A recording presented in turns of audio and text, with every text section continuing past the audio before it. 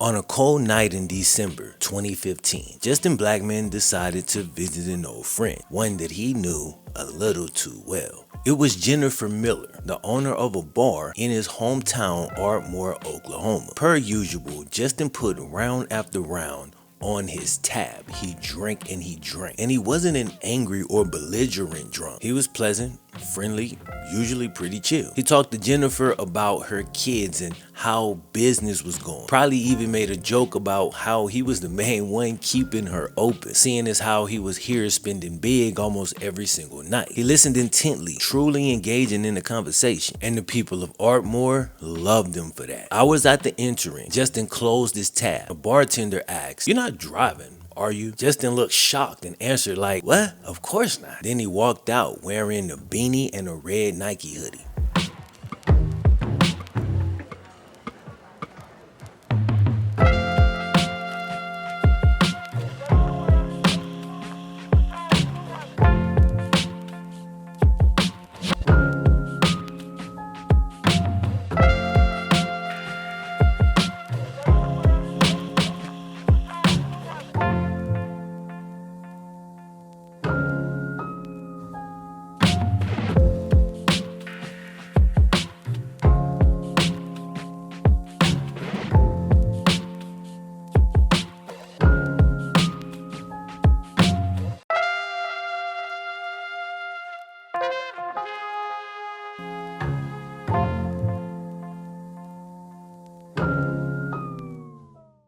I can innately feel that this life has a purpose, and I believe that at certain times it's supposed to be hard. I also believe we're provided with things to help us experience beauty and happiness. These things are meant to enhance a good life, not fix a bad one. Hardships can't be overcome with the use of a substance. How you deal with these hardships, struggles, and tragedies will greatly influence your quality of life. If you only seek an escape or distraction from your problem, those problems have free reign to multiply and formulate an attack that gets stronger and stronger. Problems are kind of like a federal case. They're perfectly happy to work in the background. They lay low and let you have fun for years at a time, as they build a case so strong that when you are charged, it's unlikely that you'll ever see the light of day again.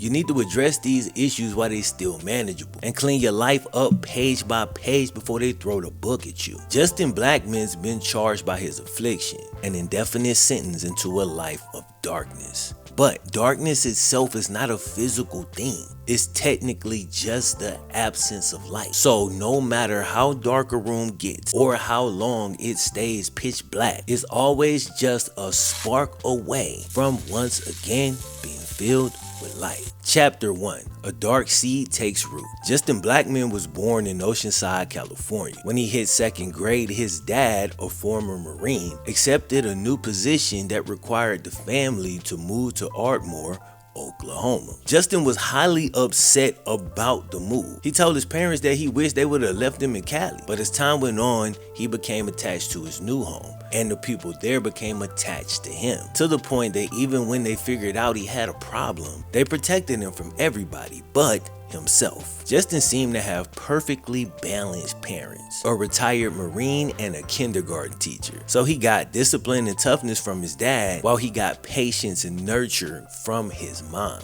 If you was drawing this up on paper and power ranking parents based solely on profession, Justin's parents would come out near the top. But that's on paper. You still gotta play the game.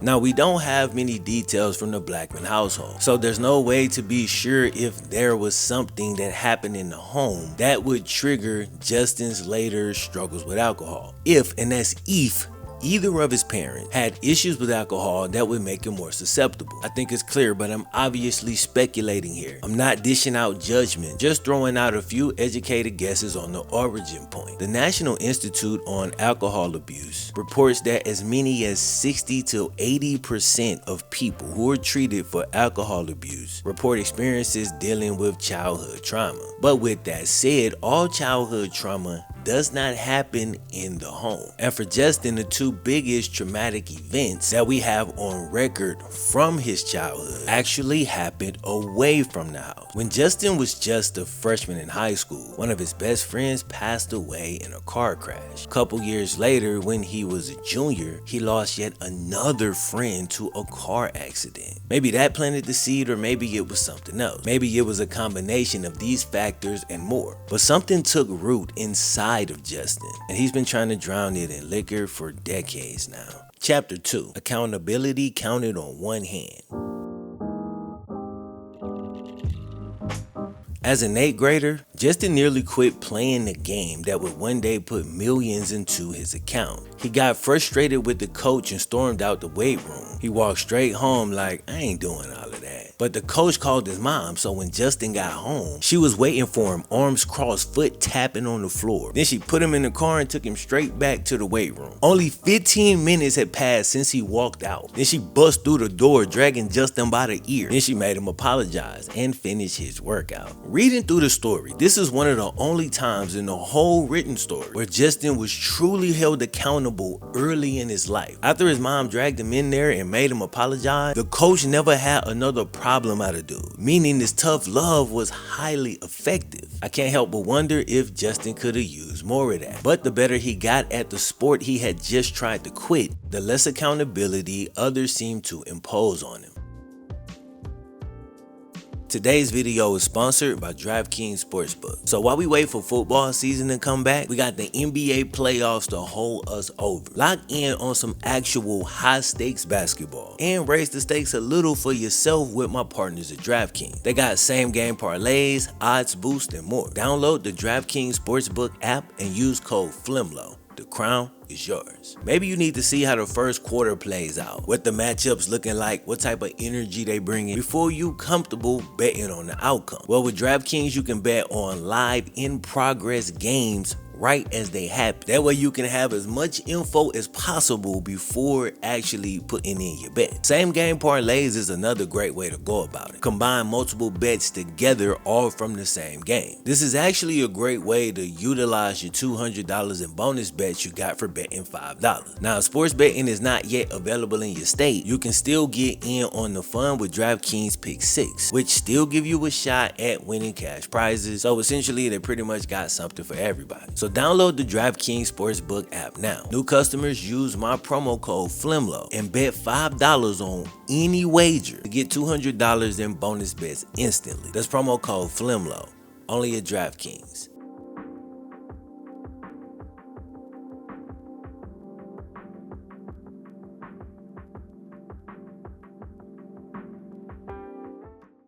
Chapter 3, Justin's Gift / Curse.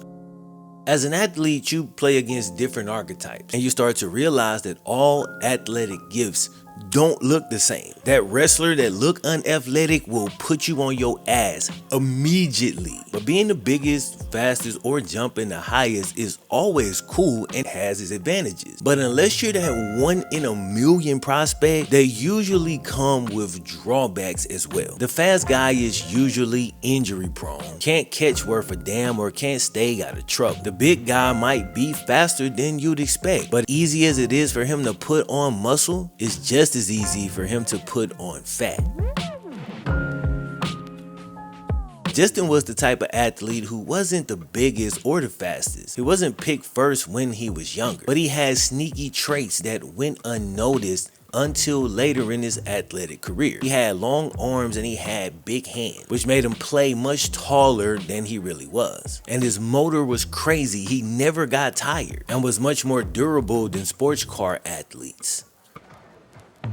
At the start of practice during sprints, Justin would be in the middle of the pack. But at the end of practice during sprints, every time he would smoke everybody. While they've slowed down dramatically, this man's still running the same damn speed. He didn't run the fastest, but he could run all day. Gifts you don't recognize until you get into deep waters. He took losses hard, way too hard. Each loss he would break down and cry uncontrollably. With a personality like that, it's not hard to imagine how hard it would have been for a dude to cope with losing 2 friends, or to cope with life in general. Yes, I'm reading into this, which is kind of the point of these videos, trying to glean personality traits from a written story, but oftentimes deep truths just lie there in ordinary facts. Never Getting Tired allowed Justin to hone his skills as a receiver and to play both offense and defense. With so many full speed reps, he got better and better and went from being a nobody to a respectable 3-star recruit. Chapter 4. Justin goes to college. Justin committed to Oklahoma State. He redshirted his first year but played a little bit as a redshirt freshman the very next year. His 20 receptions, 260 yards, and 2 touchdowns wasn't bad. The next year, however, he would dwarf those numbers in just his first 3 games of the season. After just 3 games of his sophomore year, he had 24 catches, 431 yards, and 8 touchdowns. Talk about starting strong. And dude would go on to finish that year with crazy numbers. Check these out. 111 receptions, just under 1,800 yards, and 20 touchdowns. The 3-star recruit won the Biletnikoff Award, meaning he was the nation's top receiver. On 3rd and long, there was no question where the ball was about to go or what the outcome was going to be. This was the year Justin started showing glimpses of his future, both his short-term and his longer-term future. Chapter 5. Blackmon Begins. Remember I said he finished just under 1,800 yards? He would have easily gone over it if not for his 1-game suspension. Midway through his award-winning sophomore season, Justin found himself in a place that would become quite familiar. One night in October 2010, Justin and 3 teammates drove from Oklahoma to Dallas to watch their former teammate Dez Bryant played for the Dallas Cowboys. On their way back from the game and the subsequent after party, Justin and his teammates got pulled over because Justin was doing 92 miles per hour in a 60-mile zone, driving like a madman. He failed the sobriety test and was arrested for a DUI, his first of many. But when Justin got back, there was nobody with folded arms, a foot tapping on the ground grabbing dude by the ear. The award-winning receiver didn't get the same tough love that he got during childhood. And of course we don't know, but maybe there's a chance that could have altered the rest of the story, because that incident with his mom was the only time where Justin immediately changed his behavior. His charges were reduced to underage alcohol possession, a far lighter charge than the original DUI. To be clear, I have no issue with leniency being shown to a first-time offender, especially of a non-violent crime. But my issue comes as this pattern continues to build on itself time and time again. Like, if you show leniency that first time, you gotta go hard if they do it again. So his charge gets reduced, he gets suspended for only 1 game, and overall his coaches take it pretty easy on dude. Here's a quote from his position coach at Oklahoma State. "When it happened, I was thinking, when I was in college, I probably would have done the same thing, you know? It's a situation where, hey, I'm down here, I'm watching my buddy play in the NFL. There's a crowd. It's not like they was at some wild party. They just met at a restaurant and stayed too late, you know, hanging out with friends. If anyone says I wouldn't do that, then you're lying." Since Justin was a first-time offender, and at the time, based on what the coaches knew, the rest of his personality did not seem to point to a potential deeper issue, I think the coach's response was measured and reasonable. So it's not my intention to judge them for that. We're just trying to glean what we can from the gift of hindsight. And this seems to be a point where something could have been done different. Justin will continue to see leniency from many of the people around him, despite continuing to betray their trust. campus. Everybody was afraid to upset the local star, who was only becoming more and more successful. But word of Justin's partying and drinking started to spread. Still, his coaches were hesitant to read into it. I mean, it's not really like he was missing practices, and his performance on the field hadn't dropped off. So they assumed that maybe it's just the case of a college kid being a college kid. But you would hope after the D.U.I situation being followed by this, they would at least talk to dude. Eventually, word got back to Justin's high school coach, you know what I'm saying, regarding his excessive partying. He coupled this with the fact that he'd seen Justin back in his hometown buying hella drinks for large groups of people at a time. He wanted to say something, but didn't know what to say. Question: have you ever known somebody who you suspect might have a little problem? How did you approach the situation? Did you ask him directly or hint at it a little bit? Did you not mention it directly, but offer them something y'all could do instead that didn't involve their vice? How do you address it without turning the situation hostile or eroding all the trust that the person has in you? I think that's where the high school coach and many of Justin's inner circle were getting tripped up. Talk about it in the comments. Like, how do you think you should handle this? Justin's college coaches claim they never saw any signs, as Justin's junior season was just as impressive as the last. If he had a problem, could he have just back-to-back the Biletnikoff? If he had a problem,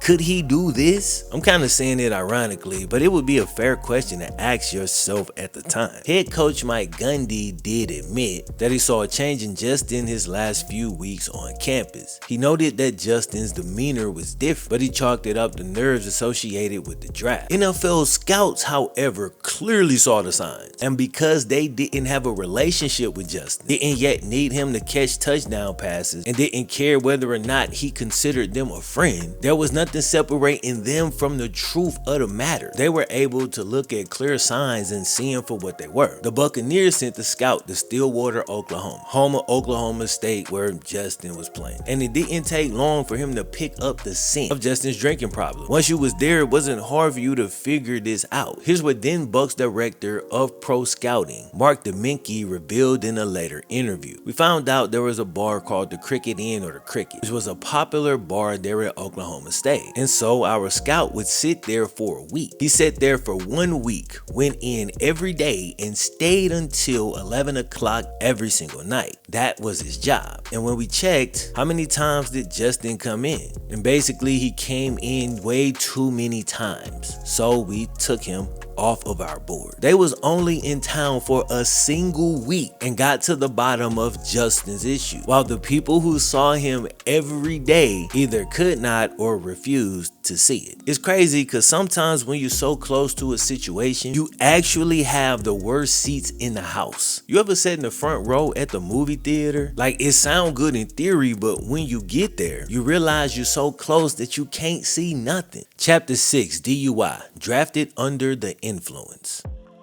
Thanks to the hard work of that scout who got to chill at the bar every day for a whole damn week, the Bucks took Justin off their draft board. Then they traded the 5th overall pick to the Jacksonville Jaguars, and the rest is history. Now, the Jags were privy to the same information, but they chose to ignore it and burned their pick. The Jags sat down with Justin's high school coach, who loved him dearly and struggled to come to the obvious conclusion. He'd seen and heard things that were all red flags, but Justin used to babysit his kid. He loved him like a son, so he wrestled with the obvious truth. And even if it was true, did he want to tell these scouts? But the truth he wrestled with eventually pinned him down on the mat and got him to submit. So when he sat down with the Jag scout, here's what he said: "I think Justin might have an issue with alcohol."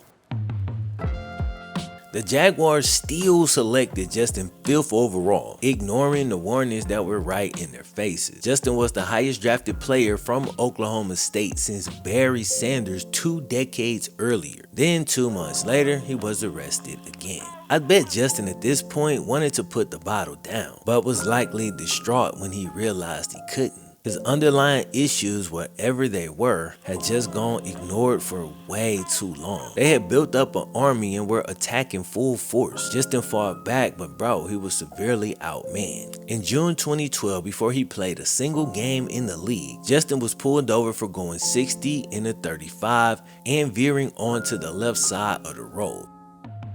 By the time the season rolled around, he might have been drowned in behind the scenes, but he still performed pretty well on the NFL field. As a rookie, he put up 865 yards on 34 receptions and scored 5 times. He did this, mind you, with Chad Henne and Blaine Gabbert as his quarterback. So, all things considered, this is a really solid rookie year. The next year, he wanted to get off to a fast start. But for him, the offseason was his greatest opponent. Now out of college with money, no classes to attend, just a grown millionaire with nowhere to be for several months. During those times, man, it's hard to imagine when Justin was fighting when nobody was around.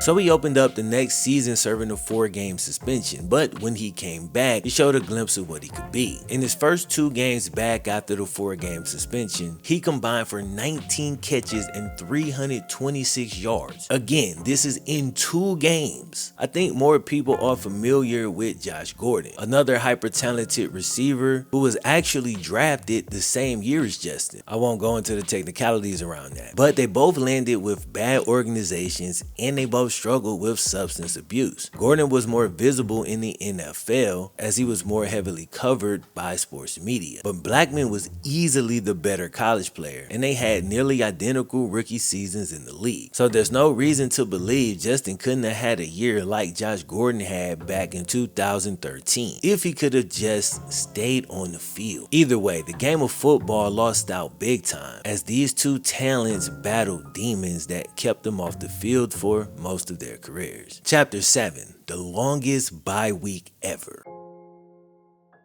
After 2 amazing games and an okay game, the Jags traveled to London to play at Wembley Stadium. Following the game, the Jags had a bye week. Justin never returned to the field after that bye, because during that bye week in 2014, Justin was suspended indefinitely from the NFL after once again violating the substance abuse policy. Before he was eligible to apply for reinstatement, he was arrested again, this time for marijuana. And this would continue until this very day. D.U.I. arrest, possession arrest, so on and so on. The other day I thought about Justin kinda randomly, and I typed his name in to see if he had gotten himself together. I figured maybe there's an opportunity for a redemption story here, something hopeful I can cover to help motivate people. Unfortunately, all I found was that a few hours earlier, he'd been arrested again for the same reasons he'd always been arrested. And then my mind clicked. I covered Justin years ago, and I've gone on with my life. I've had my own triumphs and failures over that time. We all live our separate lives. We fight our own battles, then we check back in with each other periodically. We probably all had days where we think, why me? Why am I being subjected to all of these problems? But then when you think about a person like Justin, person steeped in constant darkness for well over a decade, given his most recent arrest, and many of us start to realize how blessed we've really been. The absence of light. A few days ago at 1:32 a.m., someone reported a large black man lying on the ground of Oklahoma State campus. When police got there, Justin had gotten himself up, but was still super unsteady on his feet. The officers say he was under the influence of alcohol and his clothes were wet at the time of arrest. The officers also said due to his body size and the width of his wrists, they actually had to use 2 sets of handcuffs. And then the biggest bombshell, they couldn't fit dude in the back of the car. They had to call for a larger vehicle just to get him to the station. It seems like years of alcohol abuse have taken a major toll on Justin's body. But whatever took the toll on his mind and his heart that led him to this point is the real culprit here. It's sad to see Justin still in this state of darkness, and he's gotta be the one to take the steps to get himself out of the darkness. Still, if you're religious, send up some prayers. If you see yourself as spiritual, send energy. If you just believe in people, then send hope. Anything to help one of our human brothers find his way back to the light.